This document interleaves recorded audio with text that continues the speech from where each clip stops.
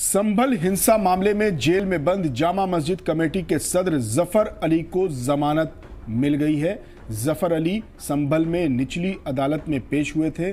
उनके खिलाफ एएसआई के जरिए दर्ज मामले में वारंट जारी किया गया था, वहीं दूसरे मामले में समन जारी किया गया था। इसी वजह से दोनों मुकदमों में उनकी पेशी एक साथ हुई थी। दरअसल सदर कोतवाली में एएसआई ने एक शिकायत दर्ज कराई थी कि जामा मस्जिद की सीढ़ियों पर बिना इजाज़त के स्टील की रेलिंग बनवाई गई। एएसआई ने कहा कि ऐसा करने से पुरानी इमारत के बुनियादी स्ट्रक्चर को नुकसान पहुंचा है। शिकायत की बुनियाद पर पुलिस ने मामले की जांच की और मस्जिद कमेटी के खिलाफ चार्जशीट दाखिल की थी।